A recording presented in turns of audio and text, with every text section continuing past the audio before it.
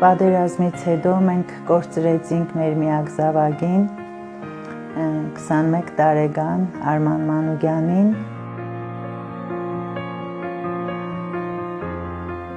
Կյանքը կանգ էր առել մեր համար, ինչպես ասում են, ապրում էինք, չգիտեինք ոնց էինք ապրում, մեռնել էլ չգիտեինք, թե ոնց մեռնենք, այդ սահմաններ էլի, չգիտեինք,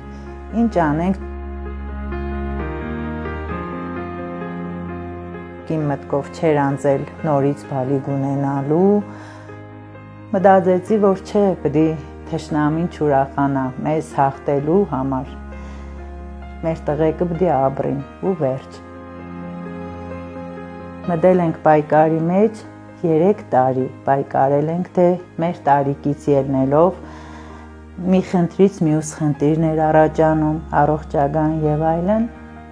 ու վերջապես ծնվեց մեր բալիկը, որը իրոք շատ փոխեց մեր առօրյան, մեր կյանքը, մեր բոլոր հարազատների կյանքը, հետո իրենք էին արտահայտվում, որ գիտես մենակ ձեր տունը չի լուսավորել, ինքը լցրեց նաև մեր տունը։ Մի լույսի շող է մեր տան մեջ, փոխել է մեր առօրյան, էլ չենք հասկանում ինչպես է լույսը բացվում, ինչպես մտնեց, խառնել է բոլորիս իրար շուրջն է հավաքել բոլորին։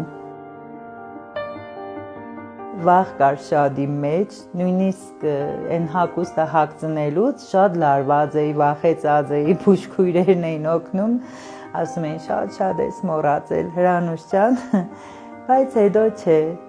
հետո մանավանդ հիմա ինքը շատ իմ հետ է նորից կապնված, ոնց որ մեծ Արմանի նման։ Մենք օրինակ բացարձակ ոչ մի ուրախ առիթի, ոչ մի նույնիսկ մեր հարազատները ռիսկե չեն արել մեզ ինչ որ բան առաջարկել, բայց հիմա օրինակ 2 օր հետո իմ տեկոր թորնիկի ծնունդն է, ավելի շատ ես եմ խառնված, որ պետք է Արմանի հետ առաջինը ես ներկա լինեմ իր ծնունդին, այդքան փոխվել եմ ես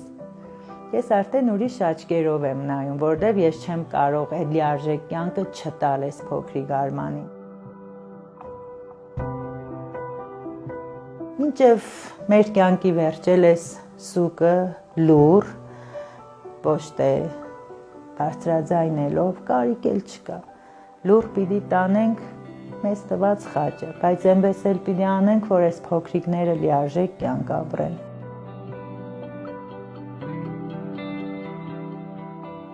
Ամեն հարցում, թե առողջապահության նախարարությունը, թե սոցիալ նախարարությունը,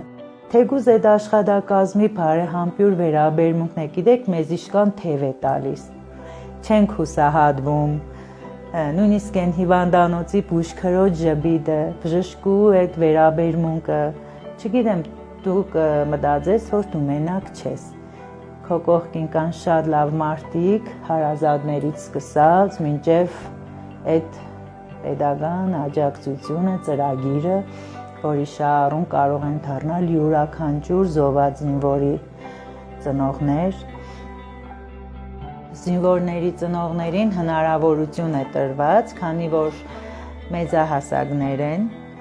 դժվարություն կա, չէ, պահելու, նույնիսկ գրգելու կամ եւ այլն, կա դայագի ծրագիր, որ 3 տարի դայագին կարողանում են վճարել, որպեսզի օգնի մայրիկին երեխային մեծացնելու համար։ Ու այդ ծրագրից ես օգտվում եմ բոլոր զինվորների ծնողները։ Մեծ Արմանը սովորել է նորից Մեղրաշադի միջնակարգ դպրոցում, ճիշտ է, գերազանց աշակերտ չի եղել, բայց հարվածային ինքը իր ուժերով կարողացել է, երբեք չի օգտվել այն հանգամանքից, որ իր ծնողը այդ դպրոցում ուսուցչուհի է, չկար այդպիսի բան, որ հանկարծ ինքը նման ձևով վարվի կամ ես։ Մեր մեջ այդպիսի բան չի եղել, ինքը դպրոցում եղել է աշակերտ, ես իր ուսուցչուհին։ Շատ հումորով էր, եղել է աշակերտական խորհրդի նախագահ 3 տարի, նախաձեռնող էր։ գյուղում իրեն բոլորը սիրում էին, այն փոքրերից հետ, ինքը որ այդ զովելու լուրը իմացել էին, մենք ոչ մեկս չենք հավատում, հետո եմ իմանում, որ գյուղի փոքրիկները նույնիսկ եկեղեցում գնացել են մոմեն վառել։ Բոլորը սիրել են իրան, հետո նույնը բանագում էր, իրան շատ էին սիրում, ինքն էր իր ընկերներին ու միշտ ասում էր մա իսկական ընկերը բանագի ընկերն է,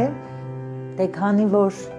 բանագային է եղել, ես եղել եմ 37 տարեկան, միշտ մեզ ասում էին, թե բանը, ոնց որ իր մեծ քուրը լինես, ասում էր, մա հավատա, քուր չունեմ, մեկ մոռանում եմ, որ մամաս ես, գիտեմ իմ մեծ քուրն ես։ Ծառայել է Խոջալույում, ինքը շատ էր սիրում, իր չաստը շատ խիստ էր, բայց ինքը այդ խստությունը շատ էր սիրում։